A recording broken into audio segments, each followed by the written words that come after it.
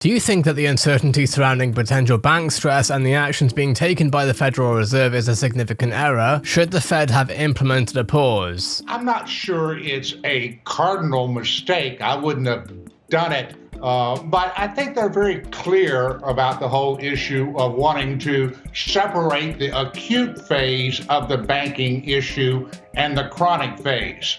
And I think the acute phase, which is actually banks going down and we losing our weekends waiting for the resolution, that seems to be drawing to a close. So from that standpoint, you can say it's stable. But the chronic problem is that where the level of short-term interest rates is, and given the deep inversion of the curve, it is a chronic drag on bank profitability, reducing NIMs, reducing risk appetite, leading to a pullback in bank lending. So I think we are shifting to the whole notion of the credit tightening, taking over the lead and weakening the economy, and he's uncertain of how much, so effectively he does a lot of hand waving. I didn't think he was terribly comfortable in front of the podium today. That's not a criticism, just an observation, because they're basically are paused but don't want to say that and are waiting to see just how nasty the credit tightening is going to be. Can you explain your perspective on the current state of the banking industry and how many more bank failures you think are necessary to continue this acute phase? With Pacific West Bank's recent 50% decline and other large declines this week, it seems like the same story is repeating itself. What are your thoughts on what might happen to Pacific West Bank, which is reporting exploring strategic options such as a sale? Yeah, it's hard to make a sharp line between acute and chronic. And after First Republic, we could say, and Jamie said, the acute portion is over, and we will still have some more.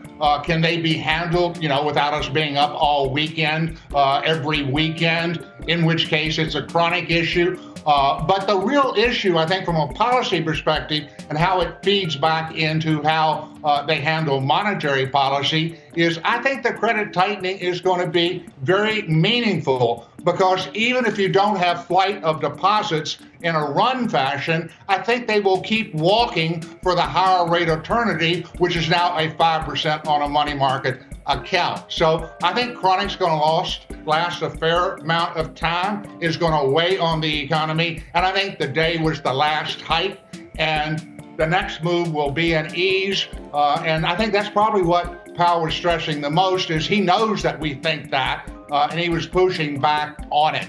Because bottom line, he wants to see a weaker labor market. During this event, you mentioned your desire for a pause. However, despite 345,000 jobs being added in the first quarter, it seems that the employment numbers are misleading as they don't hold much significance for the future. The Fed tends to overstay the party and may be looking at the wrong numbers at the moment, especially since the strong employment numbers are throwing everyone off. They were stronger than I anticipated in the first quarter, particularly because they were driven about 500,000 in January.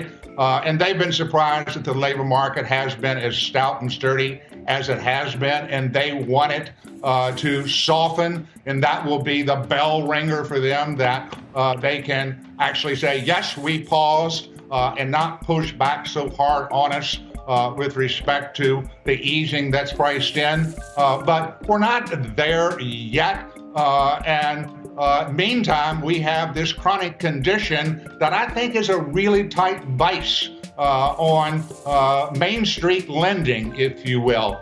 So that's the real tension we have in the system, and I think it will be resolved in the notion that the tightening credit on Main Street will dominate, and the job market will slow. But, I have to recognize that I've been anticipating that, and it's been sturdier than I think. You said a cut is the next likely move. Can you provide insight into when the next rate cut is expected in your opinion? I think, sometime after Jackson Hole, which would put it into, the fall months. And Jackson Hole, and we've talked about this before, has been hugely important to me as I look out on the forward calendar, because it was last August when he gave his famous Paine speech, and they've tightened a potload since that stage of the game, the economy slowed, inflation is going the right direction, we have a chronic banking issue. So I'm looking at August at Jackson Hole is the time where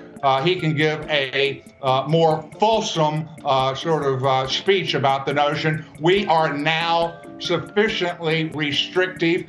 In fact, we might be just a little bit too restrictive. So between now and then, I think it's going to be a choppy period, and I'm not terribly optimistic going forward on the capital markets. I'm not a big screaming bear, but I'm not optimistic like I was at the beginning of the year because the markets are not cheap right now.